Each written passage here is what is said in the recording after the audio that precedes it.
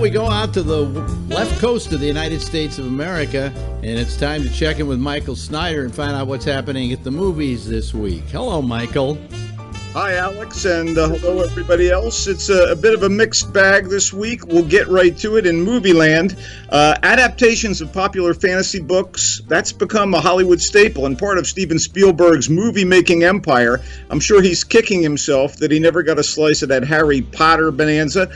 So it's no surprise that Spielberg is the producer of the movie version of the 1973 mystery novel, The House with a Clock in Its Walls, and that movie comes out this weekend. It's written originally in book form by John Bellairs and illustrated by no less than the beloved droll goth artist Edward Gorey. Sounds promising. It's about the adventures of an orphan who goes to live with his eccentric uncle in a spooky house of secrets. You know, like a strange ticking thing is inside there, other magic bric-a-brac, and the kid gets caught up in dark and dangerous magic. It's in fact the first book in a popular series of 12 novels about this kid who's named Lewis.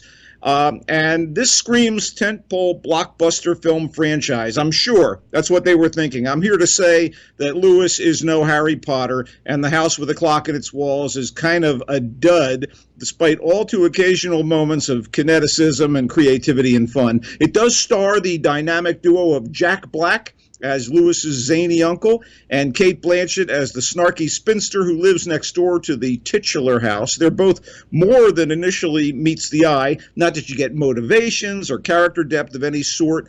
Plus, you get, there's this sinister turn from Kyle MacLachlan, but his character is one of the things in the movie that muddies a plot filled with grand portent and little logic. Black gets more screen time than Blanchett or anybody else. You know, I have to tell you, I don't think he can carry a movie, basically. As part of an ensemble, I like Black. As a supporting player. As a lead, no. And the comedy that the script provides, or so-called comedy, is supposed to work as a counter to all the other worldly sorcery and scares, comes off as clumsy, mediocre, and this is the worst sin, it's unfunny. I'm sure the book seemed like a great property to develop. It's been around since the early 70s, and this is the first movie to result. Maybe it's unfilmable. The director, Eli Roth, best known for his thoroughly gory horror movies like Hostel. Maybe he tried to go family-friendly. I don't know. This didn't work. The book has got to be better than this. I say nay to The House. Moving on to another less than satisfying movie in my book. Let's turn to, and it's called, get ready, Life Itself. Now, there's portent for you. Writer-director Dan Fogelman, who created TV's This Is Us, is in charge of this drama about a young couple whose romance and whose life together impact the people and the world around them and way beyond. Listen to the cast. Oscar Isaac, Olivia Wilde, Annette Bening, Mandy Patinkin, Antonio Banderas, and Olivia Cook. Wow, that sounds great. Now, as this movie swings from one set of people to another, it reveals these contrived connections, while a late-period Dylan song that I'm not particularly fond of plays on and on and on in the soundtrack. Oh, lordy. In any event, it's the most manipulative, soapy tearjerker I've seen in a while. It's supposed to be universal in its resonance. This Is Us? I hope not. Okay, something a little easier to stomach. And not that I'm a big fan of Westerns, but I found a lot to like in The Sisters Brothers. It's a crime comedy, essentially, set in the Old West, and stars John C. Reilly and Joaquin Phoenix as two notorious assassin brothers, Eli and Charlie Sisters.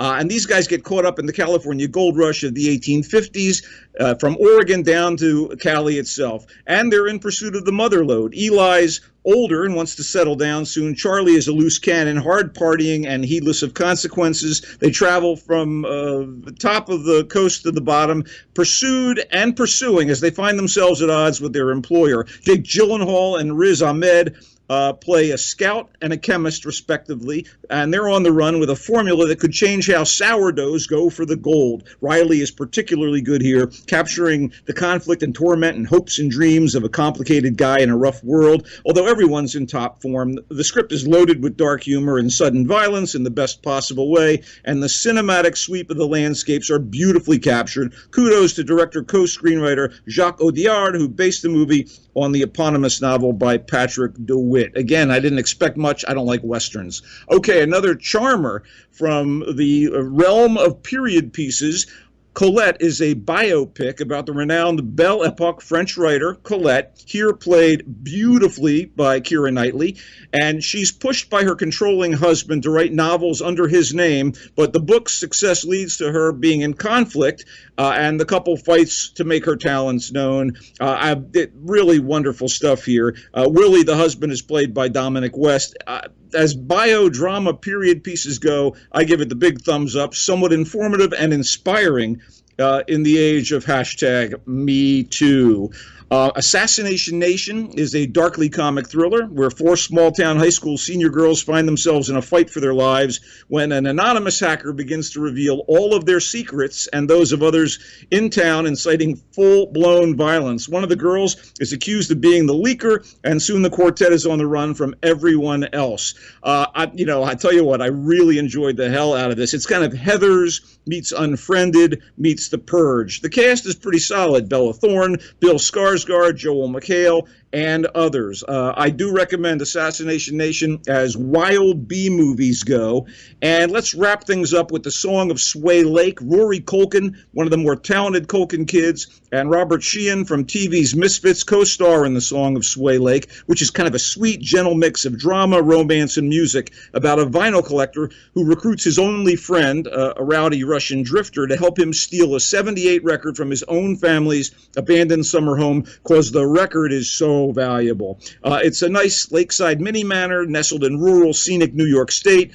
The movie co-stars, among others, Elizabeth Pena in what I believe was her final screen role, and she's great. As for the rest of the movie, lovely piece of filmmaking that envelops you in a dreamy atmosphere, then sneaks up on you to deliver some serious gut punches about family, aging, nostalgia, and the limits of loyalty. The dialogue, casting, performances, art direction, spot on and harmonious. As were some of the techniques used to tell the story, and there's original and vintage music adding lilt and texture to the proceedings, directed and co-written by Ari Gold. He should be proud. What are you watching, buddy? Anything out there? Nothing. Tell them where they can find you. I'm at Culture Blaster on Twitter and Michael Snyder's Culture Blast page on Facebook. Hope to be back soon. See you in 2 weeks' time. Cool. Ladies and gentlemen, that was Michael Snyder, and if you're listening to us 24/7, there's more GABNet coming up right now, or you can go over to On Demand and hear whatever you want to hear.